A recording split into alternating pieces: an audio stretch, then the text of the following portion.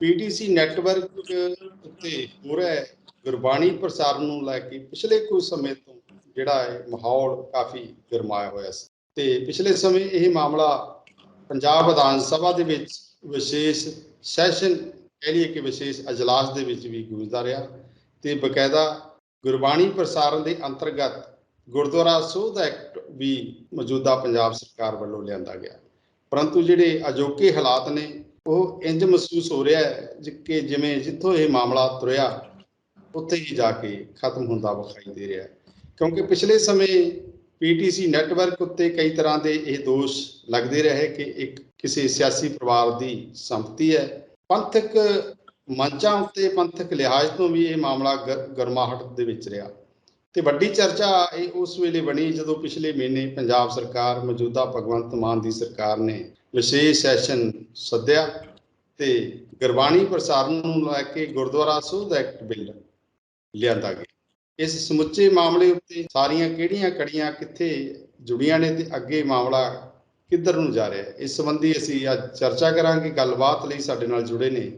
ਉੱਗੇ ਲੇਖਕ ਤੇ ਸਿਆਸੀ ਮਾਹਰ ਡਾਕਟਰ ਭਗਵੰਤ ਸਿੰਘ ਜੀ। ਸੋ ਸਭ ਤੋਂ ਪਹਿਲਾਂ ਡਾਕਟਰ ਸਾਹਿਬ ਤੁਹਾਡਾ ਵੈਲਕਮ, ਸਵਾਗਤ। ਬਹੁਤ ਬਹੁਤ ਸ਼ੁਕਰੀਆ ਭਿੰਦਰ ਸਾਹਿਬ, ਸਤਿ ਸ਼੍ਰੀ ਅਕਾਲ ਜੀ। ਸਤਿ ਸ਼੍ਰੀ ਅਕਾਲ ਜੀ। ਡਾਕਟਰ ਸਾਹਿਬ, ਪੀਟੀਸੀ ਨੈਟਵਰਕ ਦੇ ਐਮਡੀ ਰਵਿੰਦਰ ਨਾਰਾਇਣਨ ਹੋਰਾਂ ਨੇ ਲੰਘੇ ਕੱਲ ਸਪਸ਼ਟ ਤੇ ਸਾਫ਼ ਤੌਰ ਤੇ ਕਹਿ ਦਿੱਤਾ ਹੈ ਕਿ ਜਿਹੜੀ ਉਹ ਗੁਰਬਾਣੀ ਪ੍ਰਸਾਰਣ ਦੀ ਪੀਟੀਸੀ ਚੈਨਲਾਂ ਉੱਤੇ ਸੇਵਾ ਚੱਲ ਰਹੀ ਸੀ ਪਿਛਲੇ ਕਰੀਬ 25 ਸਾਲਾਂ ਤੋਂ, ਉਹ ਹੁਣ 23 ਜੁਲਾਈ ਨੂੰ ਖਤਮ ਕਰ ਰਹੇ ਨੇ। ਜਿਹੜਾ ਸ਼੍ਰੋਮਣੀ ਕਮੇਟੀ ਦੇ ਨਾਲ ਇਕਰਾਰ ਸੀ ਉਹ 23 ਜੁਲਾਈ ਤੱਕ ਸੀਗਾ, 2023 ਤੱਕ, ਤੇ ਉਹ ਹੁਣ ਖਤਮ ਹੋ ਰਿਹਾ। ਕਹਿੰਦਾ ਭਾਵ ਕਿ ਕੁਝ ਘੰਟੇ ਹੀ ਬਾਕੀ ਰਹਿ ਗਏ ਨੇ। ਉਹਨਾਂ ਨੇ ਜਿੱਥੇ ਪ੍ਰਸਾਰਣ ਸੇਵਾ ਦੇ ਵਿੱਚ ਸ਼੍ਰੋਮਣੀ ਗੁਰਦੁਆਰਾ ਪ੍ਰਬੰਧਕ ਕਮੇਟੀ ਦਾ ਧੰਨਵਾਦ ਕੀਤਾ ਅਤੇ ਸੰਗਤਾਂ ਤੇ ਗੁਰੂ ਸਾਹਿਬ ਦਾ ਵੀ ਧੰਨਵਾਦ ਕੀਤਾ ਤੇ ਆਸ ਪ੍ਰਗਟਾਈ ਕਿ ਜਿਵੇਂ ਇਹ ਪ੍ਰਸਾਰਣ ਘਰ ਘਰ ਦੇ ਵਿੱਚ ਦੇਸ਼ ਵਿਦੇਸ਼ ਦੇ ਵਿੱਚ ਗੁਰਬਾਣੀ ਪ੍ਰਸਾਰਣ ਪਹੁੰਚ ਰਿਹਾ ਸੀ, ਉਸੇ ਤਰ੍ਹਾਂ ਸ਼੍ਰੋਮਣੀ ਗੁਰਦੁਆਰਾ ਪ੍ਰਬੰਧਕ ਕਮੇਟੀ ਆਪਣੇ ਹੁਣ ਅਗਲੇ ਜ਼ਰੀਏ ਪਹੁੰਚਾਉਂਦੀ ਰਹੇਗੀ। ਜਦੋਂ ਕਿ ਦੂਜੇ ਬੰਨੇ ਸ਼੍ਰੋਮਣੀ ਗੁਰਦੁਆਰਾ ਪ੍ਰਬੰਧਕ ਕਮੇਟੀ ਨੇ ਭਾਵੇਂ ਲੰਘੇ ਦਿਨ ਇਹ ਫੈਸਲਾ ਕਰ ਲਿਆ ਕਿ ਉਹ ਜਿਹੜਾ ਗੁਰਬਾਣੀ ਪ੍ਰਸਾਰਣ ਨੇ ਦਰਬਾਰ ਸਾਹਿਬ ਤੋਂ ਉਹ ਆਪਣੇ YouTube ਚੈਨਲ ਜ਼ਰੀਏ ਅੱਗੇ ਤੋਰਨਗੇ। ਇੱਕ ਪ੍ਰਾਈਵੇਟ ਕੰਪਨੀ ਨਾਲ ਵੀ ਉਹਨਾਂ ਨੇ ਇਕਰਾਰ ਕੀਤਾ, ਸਾਰੇ ਹੱਕ ਆਪਣੇ ਕੋਲ ਰੱਖੇ ਨੇ ਸ਼੍ਰੋਮਣੀ ਗੁਰਦੁਆਰਾ ਪ੍ਰਬੰਧਕ ਕਮੇਟੀ ਨੇ। ਤੇ ਜਦੋਂ ਕਿ ਦੂਜੇ ਬੰਨੇ ਨਾਲ ਇੱਕ ਇਹ ਕੋਸ਼ਿਸ਼ ਵੀ ਆਰੰਭ ਦਿੱਤੀ ਹੈ ਕਿ ਸੈਟੇਲਾਈਟ ਜ਼ਰੀਏ ਵੀ ਇਹ ਜਿਹੜਾ ਪ੍ਰਸਾਰਣ ਹੈ ਉਹ ਅੱਗੇ ਵੱਧ ਸਕੇ। ਖੈਰ, ਉਹ ਹੁਣ ਭਾਰਤ ਸਰਕਾਰ ਨਾਲ ਜਿਹੜਾ ਰਾਬਤਾ ਸ਼੍ਰੋਮਣੀ ਕਮੇਟੀ ਨੇ ਰੱਖਣਾ ਸ਼ੁਰੂ ਕਰ ਦਿੱਤਾ ਹੈ। ਤੇ ਜਿਹੜਾ ਇੱਥੇ ਸਵਾਲ ਪੈਦਾ ਹੁਣ ਇੱਕ ਵੱਖਰੀ ਤਰ੍ਹਾਂ ਦੀ ਚਰਚਾ, ਕਹਿਣ ਦਾ ਭਾਵ ਕਿ ਜਿਵੇਂ ਇਸ ਮਾਮਲੇ ਨੇ ਇੱਕ ਹੋਰ ਕੂਹਣੀ ਮੋੜ ਕੱਟ ਲਿਆ ਕਿ ਜਿੱਥੇ ਬੜੀ ਵੱਡੀ ਵਿਰੋਧਤਾ ਸੀ ਪੀਟੀਸੀ ਨੈਟਵਰਕ ਦੇ ਖਿਲਾਫ ਗੁਰਬਾਣੀ ਪ੍ਰਸਾਰਣ ਨੂੰ ਲੈ ਕੇ, ਉੱਥੇ ਹੁਣ ਇੱਕ ਨਵੀਂ ਚਰਚਾ ਨਵੀਂ ਤਰ੍ਹਾਂ ਦੀ ਉੱਭਰਨ ਲੱਗੀ ਹੈ। ਕੁਝ ਧਿਰਾਂ ਇਸ ਗੱਲ ਦੀ ਹੁਣ ਮੰਗ ਉਠਾਉਣ ਲੱਗੀਆਂ ਨੇ ਕਿ ਜਦੋਂ ਤੱਕ ਸ਼੍ਰੋਮਣੀ ਗੁਰਦੁਆਰਾ ਪ੍ਰਬੰਧਕ ਕਮੇਟੀ ਆਪਣਾ ਸੈਟੇਲਾਈਟ ਸਿਸਟਮ ਨਵੇਂ ਸਿਰੋਂ ਆਪਣੇ ਤੌਰ ਤੇ ਬਿਡ ਨਹੀਂ ਲੈਂਦੀ, ਸ਼ੁਰੂ ਨਹੀਂ ਕਰ ਲੈਂਦੀ, ਉਦੋਂ ਤੱਕ ਜਿਹੜਾ ਗੁਰਬਾਣੀ ਪ੍ਰਸਾਰਣ ਹੈ ਜਿਵੇਂ ਹੈ ਤਿਵੇਂ ਹੈ ਉਹ ਪੀਟੀਸੀ ਨੈਟਵਰਕ ਨੂੰ ਜਾਰੀ ਰਹਿਣ ਦੇਣ ਲਈ ਗੁਜ਼ਾਰਿਸ਼ ਕਰਨੀ ਚਾਹੀਦੀ ਹੈ ਸ਼੍ਰੋਮਣੀ ਗੁਰਦੁਆਰਾ ਪ੍ਰਬੰਧਕ ਕਮੇਟੀ ਨੂੰ। ਤੇ ਨਾਲ ਪੀਟੀਸੀ ਨੈਟਵਰਕ ਨੇ ਬਕਾਇਦਾ ਸਪਸ਼ਟ ਹੁਣ ਕਹਿ ਦਿੱਤਾ, ਕਹਿ ਲਈਏ ਕਿ ਫਤਿਹ ਬੁਲਾ ਦਿੱਤੀ ਹੈ। ਤੇ ਜਿਹੜੀ ਅਗਲੀ ਦੁਬਿਧਾ ਹੈ ਕਿ ਸੰਗਤਾਂ ਦੇ ਵਿੱਚ ਕੁਝ ਇਸ ਤਰ੍ਹਾਂ ਦਾ ਵੀ ਇੱਕ ਭਰਮ ਫੈਲਣ ਲੱਗਾ ਕਿ ਜਿਹੜਾ ਇਹ ਨੈਟਵਰਕ ਹੈ ਹੂਬਹੂ ਪਹਿਲਾਂ ਵਾਂਗ ਉਹਨਾਂ ਤੱਕ ਪਹੁੰਚਦਾ ਰਹੇਗਾ। ਇਸ ਮਾਮਲੇ ਉੱਤੇ ਡਾਕਟਰ ਸਾਹਿਬ ਤੁਸੀਂ ਦੱਸਿਓ ਕਿ ਇਹ ਜਿਹੜੀ ਇਹ ਮਾਮਲਾ ਕੂਹਣੀ ਮੋੜ ਇਹਨੇ ਕਿਉਂ, ਕਿਵੇਂ, ਕਿਸ ਤਰ੍ਹਾਂ ਕੱਟਿਆ ਤੇ ਕਿਸ ਤਰ੍ਹਾਂ ਦਾ ਸੰਗਤਾਂ ਦੇ ਵਿੱਚ ਭਰਮ ਹੈ। ਸਾਰਾ ਮਾਮਲਾ ਜਿਵੇਂ ਜਿਵੇਂ ਅੱਗੇ ਵੱਧਦਾ ਗਿਆ ਉਸ ਉੱਤੇ ਹਾਲਾਤ ਤੇ ਨਜ਼ਰ ਮਾਰ ਕੇ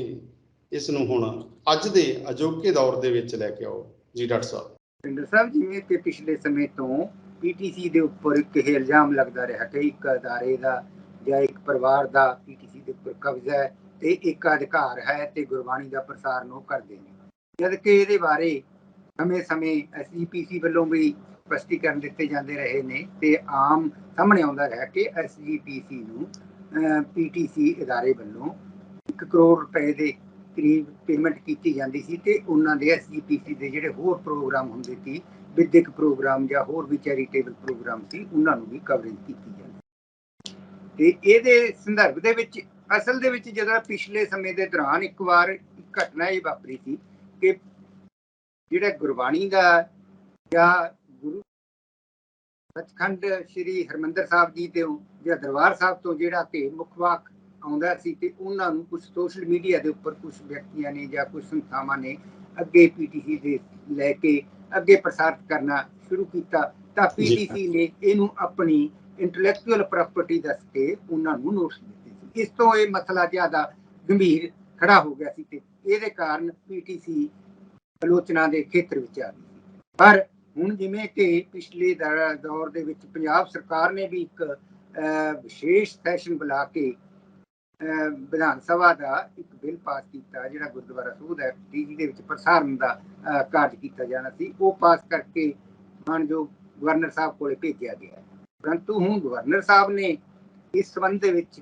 ਇਹ ਕਹਿੰਦੇ ਹੋਏ ਕਿਹਾ ਵੀ ਕਹਿੰਦੇ ਜਦੋਂ ਕਿ ਸੈਸ਼ਨ ਹੀ ਗੈਰ ਕਾਨੂੰਨੀ ਸੀ ਗਿਆ, ਕਾਨੂੰਨ ਦੇ ਦਾਇਰੇ ਦੇ ਵਿੱਚ ਨਹੀਂ ਸੀ ਆਉਂਦਾ, ਤਾਂ ਇਹ ਜਿਹੜਾ ਬਿੱਲ ਵੀ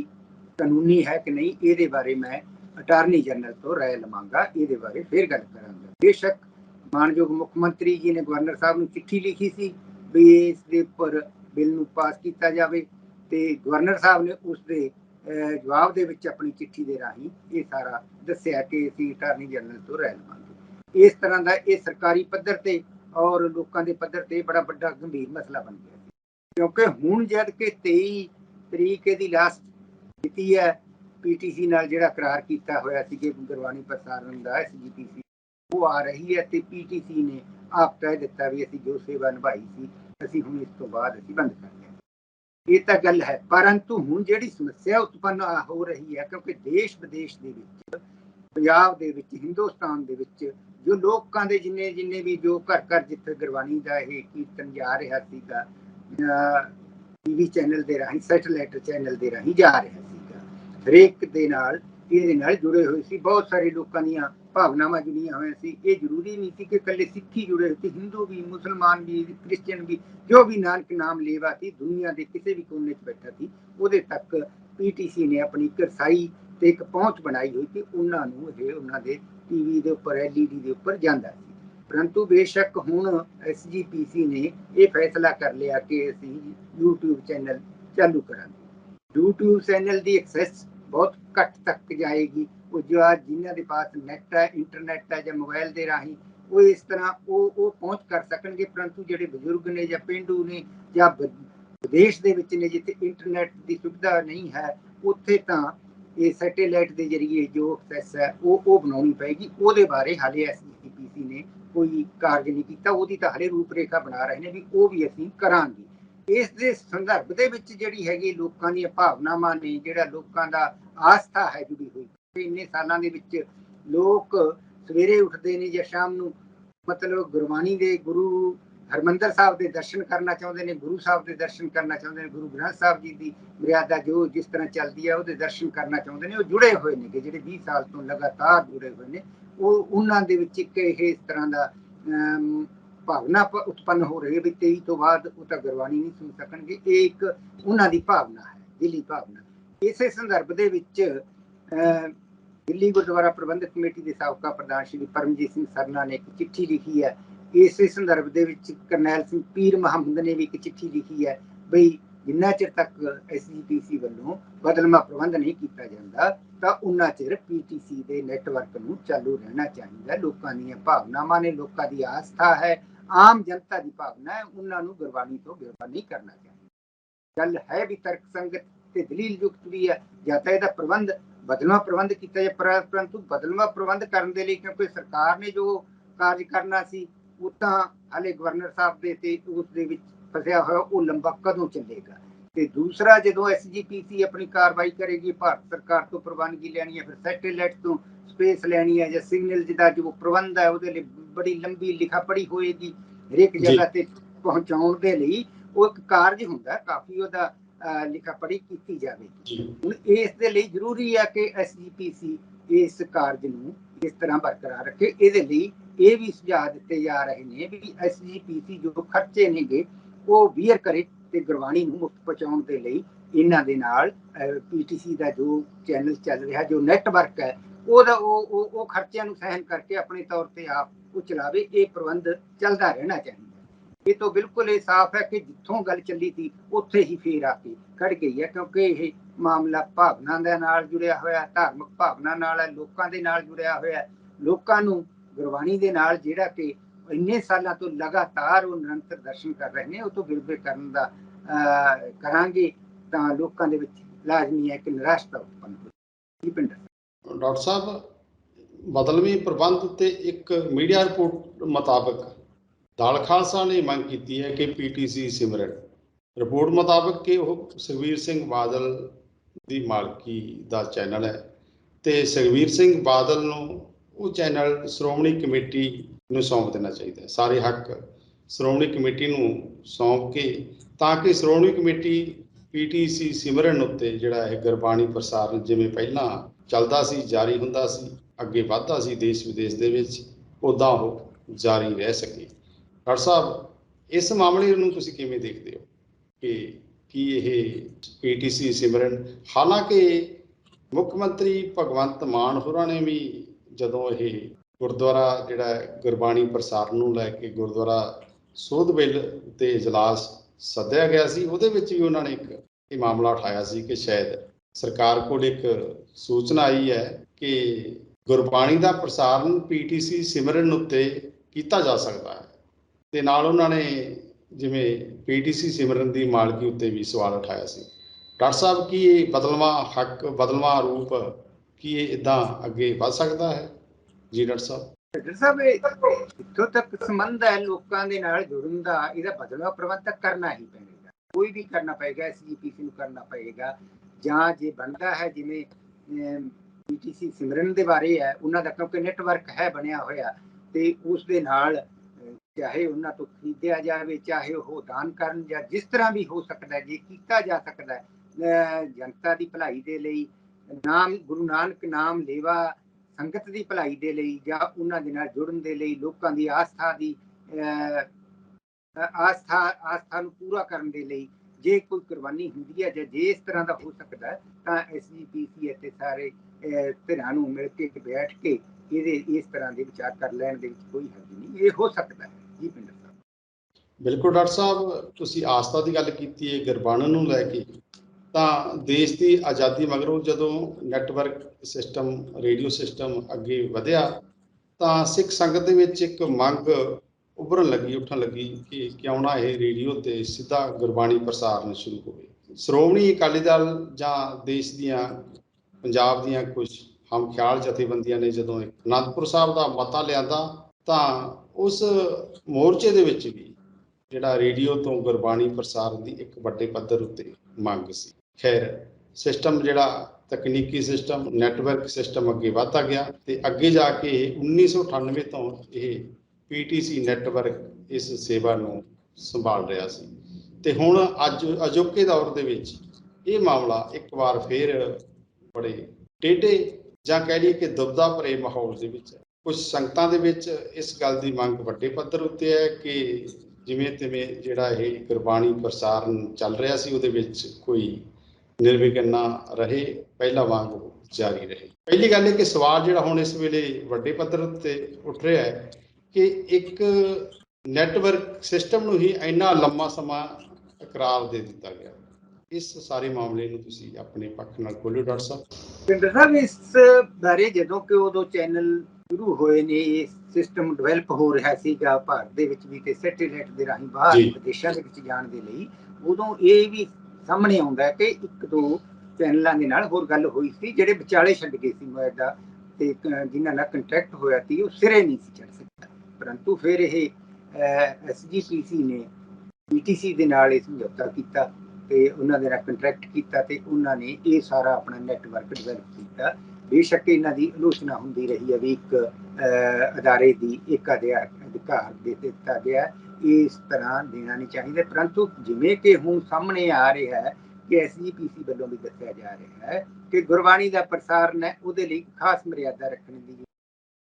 ਗੁਰਬਾਣੀ ਪ੍ਰਸਾਰਨ ਦੇ ਵਿੱਚ ਉਹਦੇ ਅੱਗੇ ਪਿੱਛੇ ਕੋਈ ਇਸ ਤਰ੍ਹਾਂ ਦੀ ਅਸ਼ਲੀਲ ਵੀਡੀਓ ਜਾਂ ਅਸ਼ਲੀਲ ਐਡਵਰਟਾਈਜ਼ਮੈਂਟ ਨਾ ਹੋਵੇ, ਇਹਦਾ ਕਮਰਸ਼ੀਅਲ ਪੱਧਰ ਨਾ ਹੋਵੇ ਤੇ ਥੱਲੇ ਪੱਟੀ ਨਾ ਚੱਲਦੀ ਹੋਵੇ। ਇਹ ਗੱਲਾਂ ਕਈ ਬਹੁਤ ਜਿਹੜੀਆਂ SGPC ਨੇ ਆਪਣੀ ਮਰਿਆਦਾ ਨੂੰ ਕਾਇਮ ਰੱਖਣ ਦੇ ਲਈ ਸਾਹਮਣੇ ਆ ਰਹੀਆਂ ਨੇ, ਉਸ ਦੇ ਲਈ ਇਸ ਤਰ੍ਹਾਂ ਦੀ ਵੀ ਜ਼ਰੂਰਤ ਹੈ। ਨਹੀਂ ਤਾਂ ਕਈ ਵਾਰ ਗੁਰਬਾਣੀ ਦਾ ਜਦੋਂ ਪ੍ਰਚਾਰ ਪ੍ਰਸਾਰਨ ਹੋ ਰਿਹਾ ਹੁੰਦਾ, ਕੀਰਤਨ ਹੁੰਦਾ, ਉਹਦੇ ਥੱਲੇ ਕੁਝ ਹੋਰ ਤਰ੍ਹਾਂ ਦੀ ਐਡਵਰਟਾਈਜ਼ਮੈਂਟ ਚੱਲ ਰਹੀ ਹੁੰਦੀ ਹੈ, ਵਿਗਿਆਪਨ ਚੱਲ ਰਿਹਾ ਹੁੰਦਾ ਹੈ। ਇਹਨਾਂ ਗੱਲਾਂ ਨੂੰ ਵੀ ਦੇਖਣ ਦਾ ਜ਼ਰੂਰਤ ਸੀਗੀ। ਇਸ ਕਰਕੇ ਸ਼ਾਇਦ ਇਸ ਤਰ੍ਹਾਂ ਇਹਨਾਂ ਨੇ ਕੰਟਰੈਕਟ ਕੀਤਾ ਸੀਗਾ ਤੇ ਜਿਹੜਾ ਹੁਣ ਸਿਰੇ ਚੜ ਗਿਆ, ਤੇ ਜਿਹਦੇ ਕਾਰਨ ਕਈ ਵਾਰੀ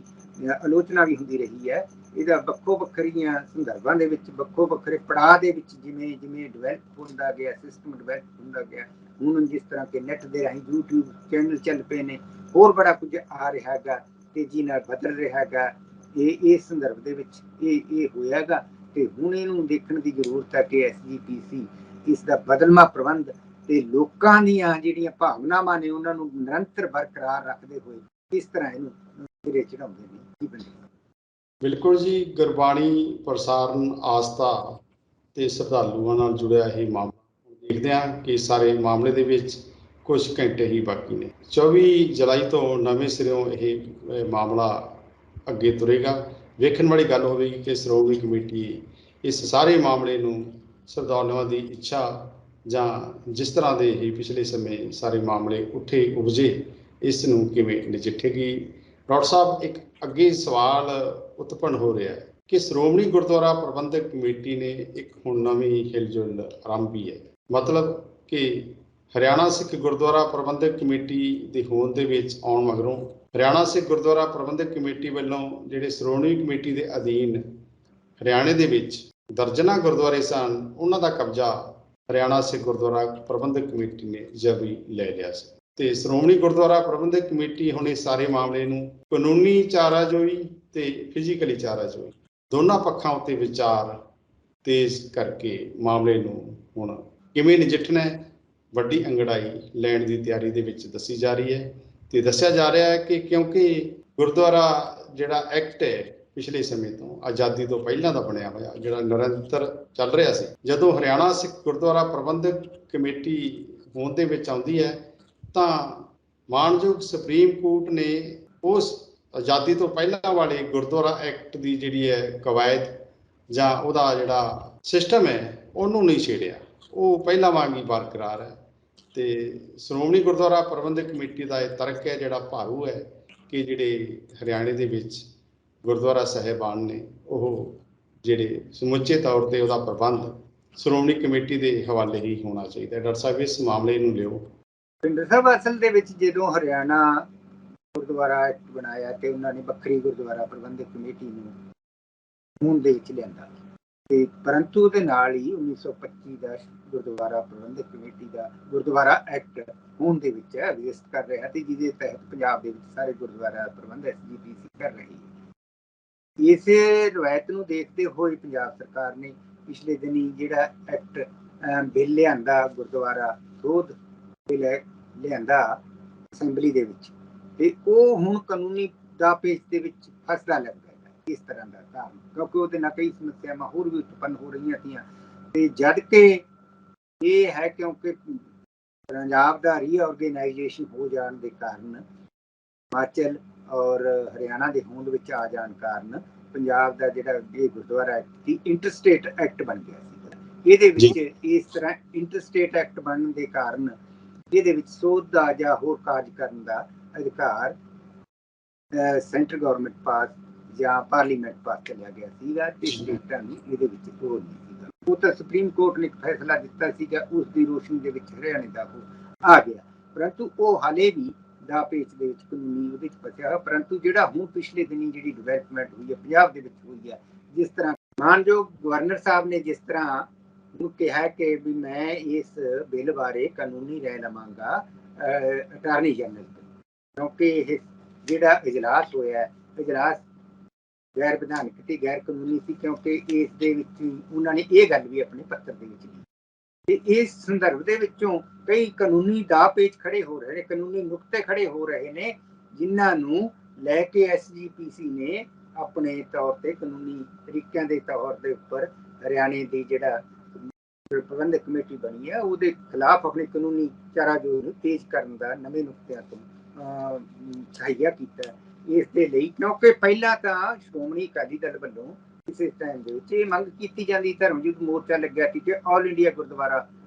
ਐਕਟ ਬਣਾਇਆ ਜਾਵੇ, ਜਿਹਦੇ ਤਹਿਤ ਸਾਰੇ ਗੁਰਦੁਆਰੇ ਦਾ ਪ੍ਰਬੰਧ ਇਸ SGPC ਦੇ ਪਾਸ ਹੋਵੇ। ਹੁਣ ਇਸ ਸੰਦਰਭ ਦੇ ਵਿੱਚ ਵੱਖੋ ਵੱਖਰੀਆਂ ਜਦੋਂ ਹੋਣ ਲੱਗੀਆਂ ਤਾਂ ਇਹ SGPC ਦੀ ਹੋਂਦ ਨੂੰ ਵੀ ਤੇ 1925 ਵਾਲੇ ਐਕਟ ਨੂੰ ਵੀ ਖਤਰਾ ਪੈਦਾ ਹੋ ਗਿਆ ਸੀ, ਜਦ ਕਿ ਉਹ ਐਗਜ਼ਿਸਟ ਕਰ ਰਿਹਾ ਪੂਰੀ ਤਰ੍ਹਾਂ। ਉਹਦੇ ਕਾਨੂੰਨੀ ਪਹਿਲੂਆਂ ਨੂੰ ਦੇਖਣ ਦੇ ਲਈ SGPC ਨੇ ਇਹ ਤਹਈਆ ਕੀਤਾ ਹੋਇਆ ਹੈ। ਜੀ ਬਿੰਦਰ ਸਾਹਿਬ। ਬਿਲਕੁਲ ਡਾਕਟਰ ਸਾਹਿਬ, ਹੁਣ ਦੇਖਦੇ ਹਾਂ ਕਿ ਇਹ ਸਾਰਾ ਮਾਮਲਾ ਕਿਉਂਕਿ ਧਾਰਮਿਕ ਆਸਥਾ ਨਾਲ ਜੁੜਿਆ ਤੇ ਸ਼੍ਰੋਮਣੀ ਗੁਰਦੁਆਰਾ ਪ੍ਰਬੰਧਕ ਕਮੇਟੀ ਦੇ ਪ੍ਰਬੰਧ ਨਾਲ ਜੁੜਿਆ, ਅਗਲੇ ਸਮੇਂ ਕਿਹੜੀ ਕਰਵਟ ਲੈਂਦਾ ਹੈ। ਸੋ ਅਜਿਹੇ ਦੇ ਨਾਲ ਦੇਖਦੇ ਰਹੋ ਚੈਨਲ ਈ ਮਿਸ਼ਨ ਪੰਜਾਬੀ।